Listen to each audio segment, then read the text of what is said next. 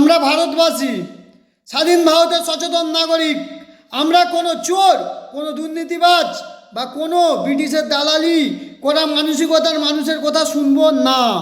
ভারতবর্ষ আমাদের, আর এই দেশের মাটি থেকে অন্যায়কে মুছে ফেলার দায়িত্ব আমাদের। আমরা কোনো শাসকের গোলাম নই, আমরা স্বাধীন ভারতের নাগরিক। সংবিধান আমাদের শুধুমাত্র বেঁচে থাকার বা নিঃশ্বাস নেওয়ার অধিকার দেয়নি, সংবিধান আমাদের অন্যায়ের বিরুদ্ধে প্রতিবাদ করার সবচেয়ে শক্তিশালী অস্ত্রটি তুলে দিয়েছে।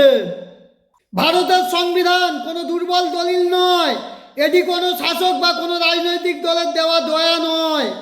এই সংবিধান তৈরি হয়েছে কোটি কোটি মানুষের অধিকার রক্ষা করার জন্য।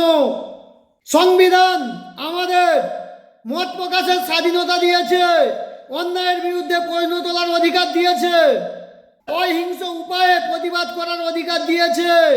অন্যায়ের সামনে চুপ থাকা মানে হলো অন্যায়কে প্রশ্রয় দেওয়া। আর সংবিধান আমাদের চুপ থাকতে শেখায়নি, সংবিধান আমাদের সচেতন হতে শিখিয়েছে। এটি আমাদের শেখায় কিভাবে মাথা উঁচু করে বাঁচতে হয় এবং কিভাবে অন্যায়ের বুক চিরে সত্যের জন্য লড়াই করতে হয়। প্রিয় দেশবাসী, অন্যায় যে করে আর অন্যায় যে সহে উভয় সমান অপরাধী। তাই আজ থেকে শপথ নিন, নিজের অধিকার রক্ষা আর দেশের সুরক্ষায় কখনো পিছু পা হবেন না। ইতিহাস সাক্ষী আছে, এই দেশের রক্তে অন্যায়কে মেনে নেওয়ার কোনো মানসিকতা নেই। ইংরেজদের অত্যাচারকে গুড়িয়ে দিয়ে যারা স্বাধীনতা এনেছিল, আমরা তাদেরই বংশধর।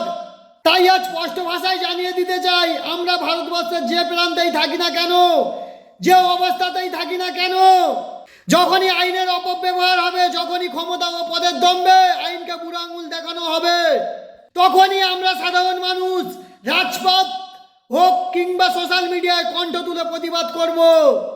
প্রতিবাদের ভাষা হতে পারে যুক্তি, প্রতিবাদের ভাষা হতে পারে কলম, প্রতিবাদের ভাষা হতে পারে আপনার কণ্ঠের স্বর।